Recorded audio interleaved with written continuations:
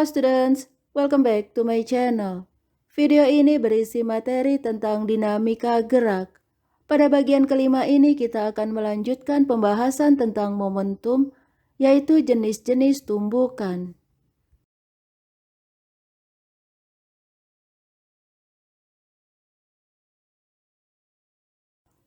Tumbukan adalah interaksi antara dua benda atau lebih yang saling bertukar gaya tanpa pengaruh gaya dari luar sistem. Pada peristiwa tumbukan berlaku hukum kekekalan momentum, yaitu jumlah momentum sebelum tumbukan sama dengan jumlah momentum setelah tumbukan. Besarnya momentum adalah P sama dengan mv. Lalu bagaimanakah dengan energi kinetik sistem? Besarnya energi kinetik sama dengan setengah mv kuadrat. Apakah pada peristiwa tumbukan berlaku hukum kekekalan energi kinetik? Perhatikan beberapa contoh peristiwa tumbukan berikut ini.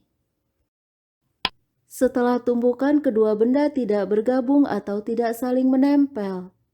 Tumbukan seperti ini disebut tumbukan lenting atau elastis. Jika jumlah energi kinetik sebelum dan setelah tumbukan sama atau tetap, tumbukan yang terjadi disebut tumbukan lenting sempurna. Jika setelah tumbukan lenting jumlah energi kinetik berkurang, tumbukan yang terjadi disebut tumbukan lenting sebagian. Pada tumbukan lenting sebagian, energi kinetik hanya berkurang, tetapi tidak sampai menjadi nol. Dan jika setelah tumbukan kedua benda bergabung atau saling menempel, tumbukan yang terjadi disebut tumbukan tidak lenting sama sekali. Setelah tumbukan jumlah energi kinetik berkurang. Jika gabungan kedua benda masih bergerak, berarti energi kinetik tidak sama dengan nol. Tetapi jika gabungan kedua benda tidak bergerak, berarti energi kinetik sama dengan nol. Jadi ada 3 jenis tumbukan, yaitu tumbukan lenting sempurna, tumbukan lenting sebagian, dan tumbukan tidak lenting sama sekali. Pada tumbukan lenting sempurna berlaku hukum kekekalan momentum dan hukum kekekalan energi kinetik. Sedangkan pada tumbukan lenting sebagian dan tumbukan tidak lenting sama sekali, hanya berlaku hukum kekekalan momentum. Selanjutnya kita rumuskan perubahan kecepatan benda pada ketiga jenis tumbukan ini. Ini adalah benda bermassa MA dan MB yang akan bergerak dengan kecepatan VA dan VB. Jadi sebelum tumbukan, inilah massa dan kecepatan benda.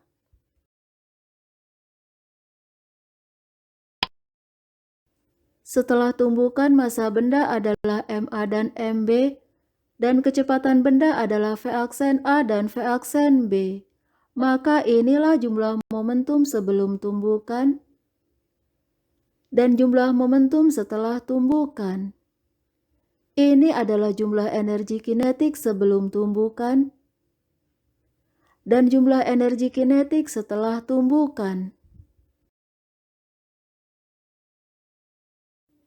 Pada tumbukan berlaku hukum kekekalan momentum, yaitu jumlah momentum setelah tumbukan sama dengan jumlah momentum sebelum tumbukan.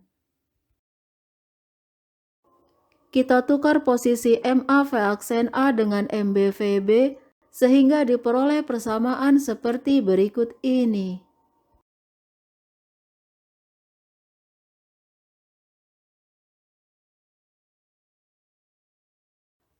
Pada tumbukan tidak selalu berlaku hukum kekekalan energi kinetik. Jumlah energi kinetik setelah tumbukan dapat sama atau kurang dari jumlah energi kinetik sebelum tumbukan. Jadi jumlah energi kinetik setelah tumbukan kurang dari atau sama dengan jumlah energi kinetik sebelum tumbukan.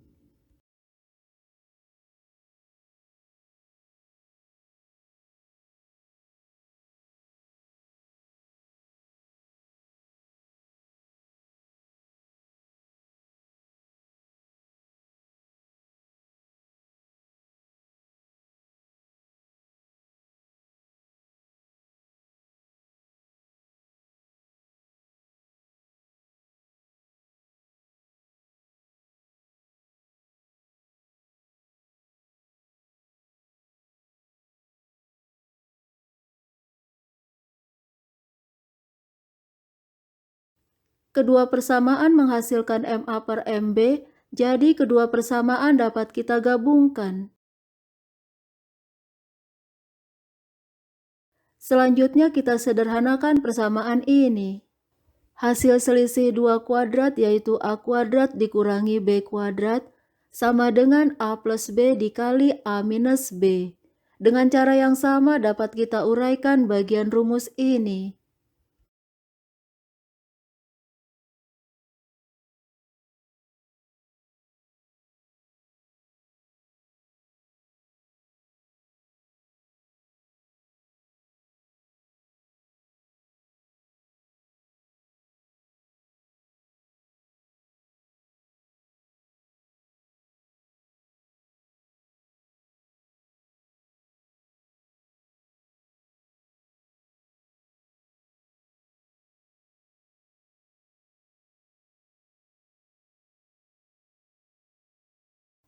Ini adalah perbandingan kecepatan relatif kedua benda antara setelah tumbukan dan sebelum tumbukan. Persamaan ini disebut koefisien restitusi. Koefisien restitusi adalah besaran yang menunjukkan tingkat elastisitas atau kelentingan suatu tumbukan. Nilai koefisien restitusi sama dengan perbandingan kecepatan relatif dua benda antara setelah tumbukan dan sebelum tumbukan. Rumus koefisien restitusi ini diperoleh atau diturunkan dari hubungan energi kinetik setelah dan sebelum tumbukan. Pada tumbukan lenting sempurna, jumlah energi kinetik setelah tumbukan sama dengan jumlah energi kinetik sebelum tumbukan. Berarti perbandingan energi kinetiknya sama dengan 1. Jadi koefisien restitusi untuk tumbukan lenting sempurna sama dengan 1. Bagaimanakah dengan tumbukan yang tidak lenting sama sekali? Berapakah nilai koefisien restitusinya? Kita tinjau contoh tumbukan berikut ini. Ini adalah tumbukan tidak lenting sama sekali. Setelah tumbukan kedua benda bergabung sehingga memiliki kecepatan yang sama, yaitu V aksen A sama dengan V aksen B sama dengan V aksen.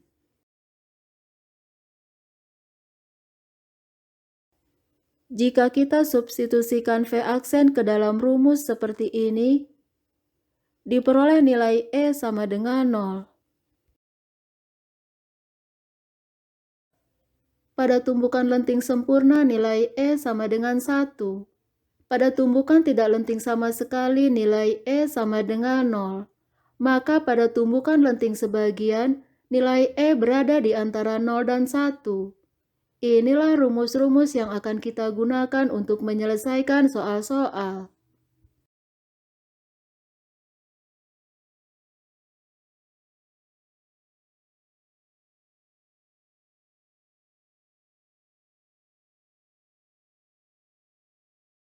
Kedua benda bergerak saling mendekat, berarti berlawanan arah. Jadi kecepatan benda bertanda positif dan negatif.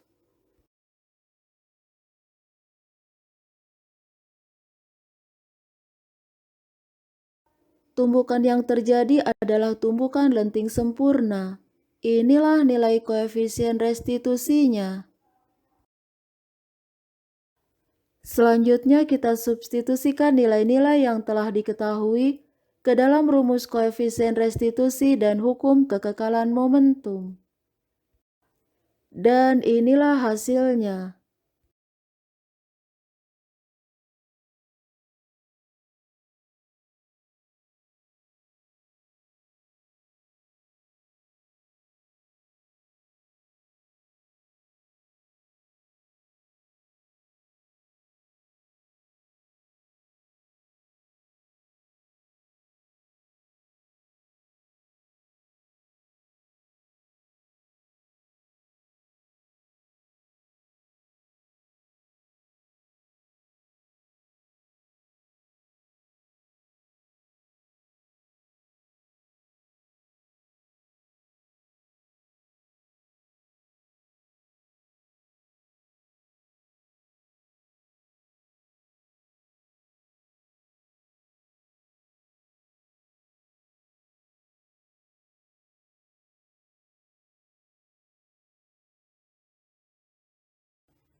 kedua benda bergerak searah, berarti kecepatan kedua benda bertanda positif.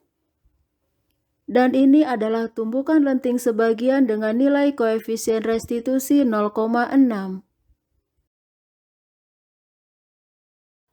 Selanjutnya kita substitusikan nilai-nilai yang telah diketahui ke dalam rumus koefisien restitusi dan hukum kekekalan momentum.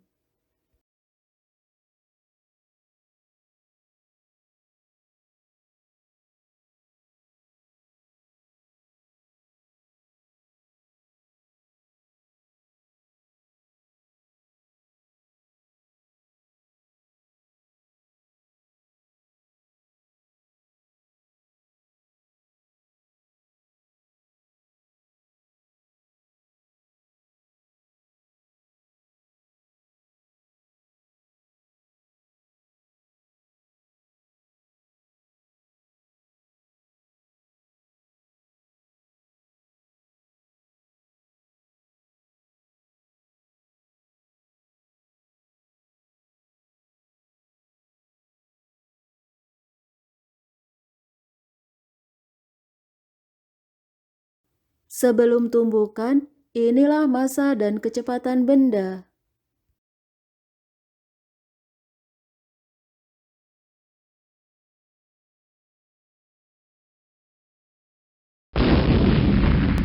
Setelah tumbukan kedua benda bergabung atau saling menempel, ini adalah tumbukan tidak lenting sama sekali. Berarti nilai koefisien restitusinya sama dengan 0. Maka V aksen A sama dengan V aksen B. Jadi setelah tumbukan kedua benda mempunyai kecepatan yang sama yaitu V aksen.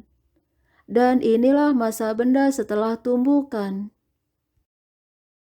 Kita tentukan nilai V aksen menggunakan hukum kekekalan momentum.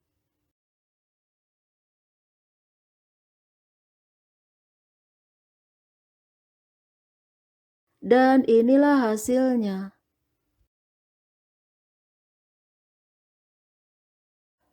Berikutnya kita tinjau tumbukan benda dengan lantai. Misalkan ini adalah ketinggian posisi lantai, yaitu HA sama dengan 0. Dan ini adalah ketinggian suatu posisi yaitu HB sama dengan H. Benda yang diam pada suatu ketinggian mempunyai energi potensial gravitasi yang sebanding dengan ketinggiannya, tetapi energi kinetiknya sama dengan 0. Ketika benda jatuh, benda mempunyai energi kinetik yang nilainya sebanding dengan kecepatannya. Tetapi saat benda tiba di lantai, energi potensial benda menjadi 0. Berarti telah terjadi perubahan bentuk energi, yaitu energi potensial menjadi energi kinetik. Jika benda memantul kembali ke udara, benda kembali memiliki energi potensial, tetapi pada posisi tertinggi energi kinetik benda menjadi 0. Berarti pada benda jatuh atau terlempar ke atas, terjadi pertukaran energi potensial dan energi kinetik, di mana energi kinetik pada posisi terbawah sama dengan energi potensial pada posisi tertinggi.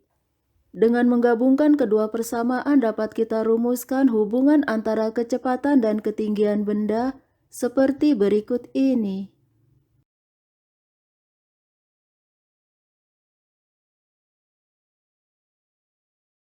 Jadi jika benda dijatuhkan dari ketinggian H, benda akan menumbuk lantai dengan kecepatan V. Sebaliknya jika benda dilemparkan dari lantai dengan kecepatan V, benda akan mencapai ketinggian H. Jika benda jatuh dari suatu ketinggian dan memantul kembali hingga mencapai tinggi semula, berarti kecepatan benda saat menumbuk lantai sama dengan kecepatan benda saat memantul dari lantai. Jadi jika H1 sama dengan H2, maka V1 sama dengan V2. Ini adalah tumbukan lenting sempurna.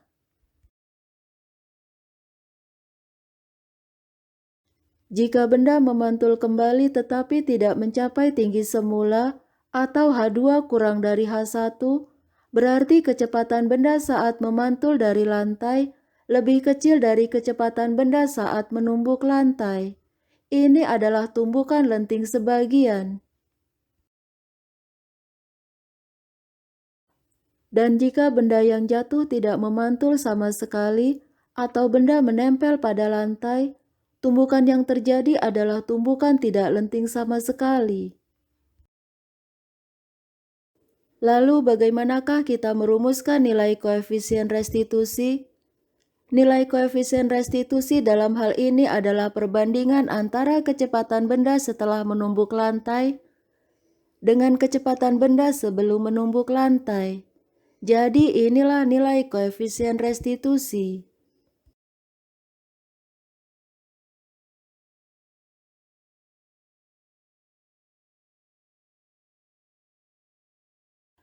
Jika dari ketinggian H2 ini benda kembali jatuh dan memantul sampai H3, maka nilai koefisien restitusinya yaitu E sama dengan akar H3 per H2. Untuk dua benda yang sama, koefisien restitusi bernilai sama atau tetap. Jadi nilai H2 per H1 sama dengan nilai H3 per H2 sama dengan H4 per H3 dan seterusnya.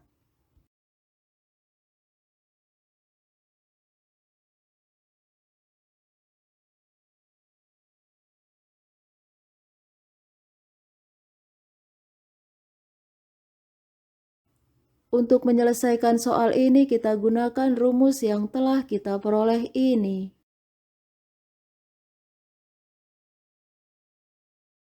Dan inilah hasilnya.